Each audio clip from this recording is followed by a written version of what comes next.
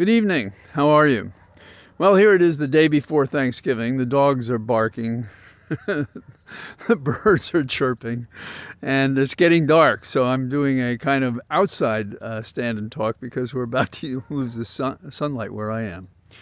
As we approach Thanksgiving, some of us may scratch our heads from a political standpoint and say, do we have much to give thanks for? And the answer is in our individual families, as we look at ourselves, we may be better off than many others. And we should give thanks that we've had this opportunity. But we cannot ignore those who are hungry, homeless, suffering on this day that we call Thanksgiving. We celebrate it in part by having the day off and having a feast.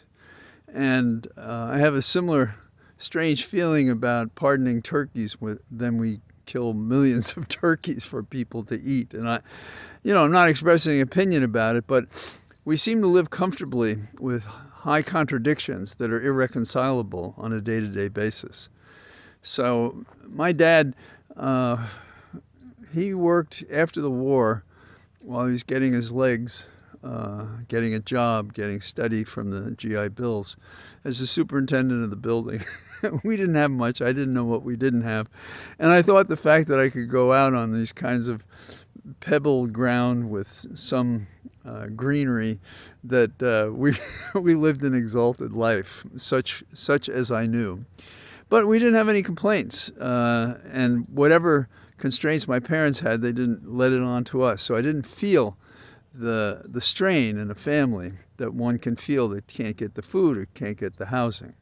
So we lived in a basement apartment. I thought that was cool because you just walk out the door and there you were in this alleyway, which I thought was just a wondrous place. And one Thanksgiving, my mom, in these days, remember this is long before I was a vegan or vegetarian, we had turkey and nuts and food and mashed potatoes and Wonder Bread with butter slathered on it and so forth. So many nuts and sweets. And when it all settled into us, we all ended up lying on the floor. My brother Charles, my mom and dad. My dad called my mom Rusty. She was Agnes. My dad was John. We all lay on the floor until we had absorbed it. And many years later, with some friends from up in Boston, we went to an all-you-could-eat place. And we ate so much we had the same reaction. So the next Thanksgiving, we had very little because we still had the memory of that Christmas and that Thanksgiving and the other holidays. So, but now we realize it's not about us. It's about everyone around us. And there is a toxic attitude among us that we should not and do not love our neighbors as ourselves.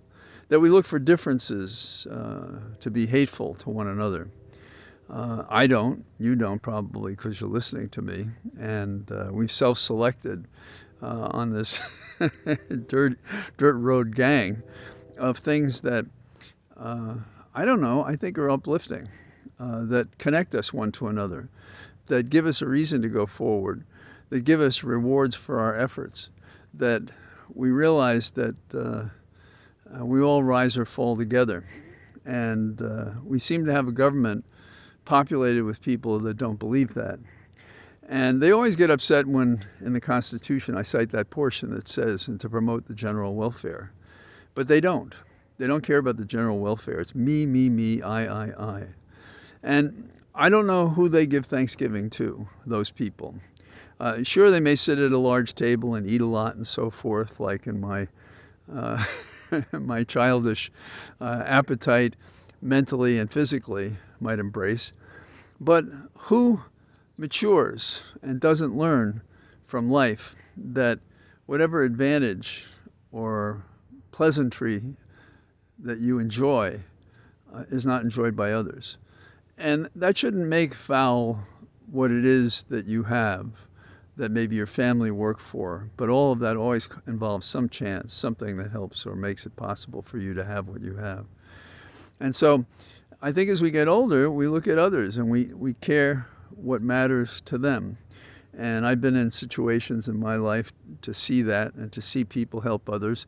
And those are models for us.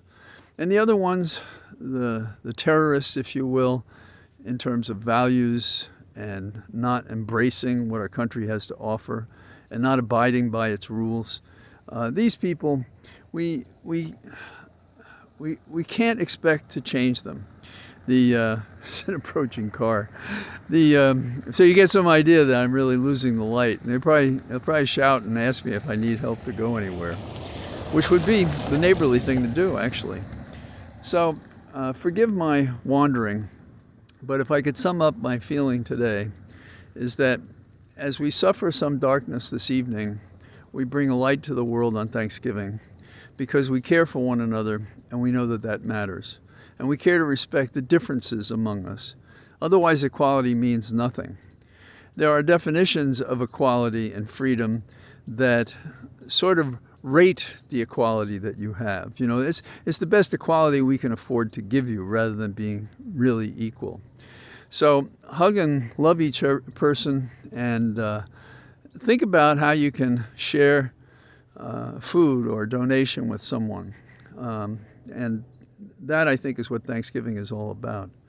It's not about pageantry of Native Americans whom were betrayed afterwards, but that's kind of the dirty underbelly of politics, now and forever. And what we have to do is to bring some enlightenment to that. So from the darkness this evening to the Thanksgiving tomorrow, Holly and I and all our animals wish you well and hope you have a good time. Take care. Bye-bye.